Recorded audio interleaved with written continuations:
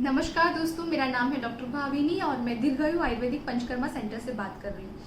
आज हम बात करेंगे एक्टोपिक प्रेगनेंसी के बारे में। एक्टोपिक प्रेगनेंसी यानी कि जब भी प्रेगनेंसी बच्चेदानी के बाहर होती है तो उसे एक्टोपिक प्रेगनेंसी कहा जाता है।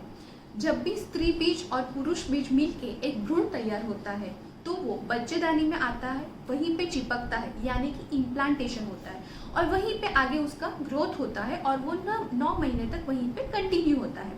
But in case of ectopic pregnancy वो बच्चेदानी में ना रह के कहीं और जगह पे प्रेगनेंसी होती है, जैसे कि फैलोपियन ट्यूब या फिर ओवरी या फिर एब्डोमिनल कैविटी या सर्विक्स। तो ये जगह पे अगर प्रेगनेंसी है तो उसे एक्टोपिक प्रेगनेंसी कहा जाता है। 95% केसेस में एक्टोपिक प्रेगनेंसी ट्यूब्स में होती है, इसलिए उसे ट्यूबल प्रेगनेंसी भी कहा जाता है।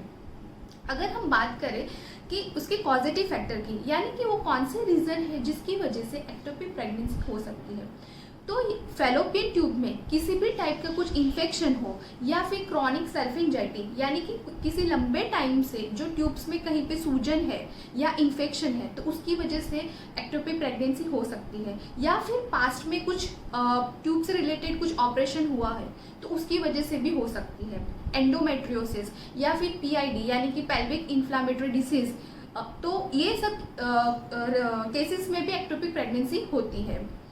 किसी पेशेंट को अगर पहले ऑलरेडी एक बार एक्टोपिक प्रेगनेंसी है तो उसको नेक्स्ट टाइम भी एक्टोपिक प्रेगनेंसी होने के चांसेस है।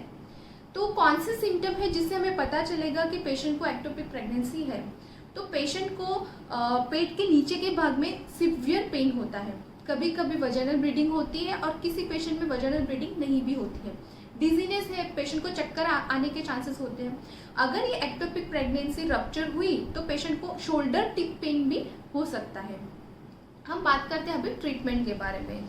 अगर ट्रीटमेंट के बारे में बात करें तो किसी किसी पेशेंट में ये मेडिसिन से भी पेशेंट रिकवर कर जाता है, बट ये एक लाइफ थ्रेटनिंग कंडीशन है, ये एक इमरजेंसी कंडीशन है। उसमें पेशेंट को इमरजेंसी में सर्जरी करवाने की भी ज़रूरत पड़ सकती है और कुछ पेशेंट में सर्जरी के दौरान वो अगर ट्यूब्स को ज़्यादा नुकसान हुआ है तो ट्यूब्स निकालनी भी पड़ सकती है। अब हम बात करेंगे कि आयुर्वेद इसमें क्या काम करेगा। आयुर्वेद जो वापस नेक्स्ट टाइम पे जो एक्टोपिक होने के चांसेस है उसको अवॉइड करता है। तो उसको अवॉइड करने के लिए हम क्या कर सकते हैं? उसमें सबसे पहले तो कुछ मेडिसिन दी जाती है जो मेनली वो इन्फेक्शन पे काम करता है, जो अंदर से जो सूजन है उसको कम करने के लिए वो दवाई काम करती है।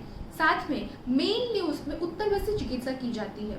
उत्तरबस्ती चिकित्सा में हम जो दवाई वाला घी या फिर तेल है वो डायरेक्टली बच्चेदानी में इंसर्ट करते हैं, तो वो मेनली वहाँ पे इन्फेक्शन पे काम करेगा, वहाँ की सूजन जो है उसको कम करने के लिए वो काम करेगा। और ये पेनलेस प्रोसीजर है, उसमें पेशेंट को किसी भी टाइप का कोई पेन नहीं होता है और वो मासिक खत्म होने के बाद जनरली 7वें या 8वें दिन से स्टार्ट होता है। साथ में ही हम उसमें पंचकर्म प्रोसीजर जो विरेचन है वो भी एडवाइस करते हैं।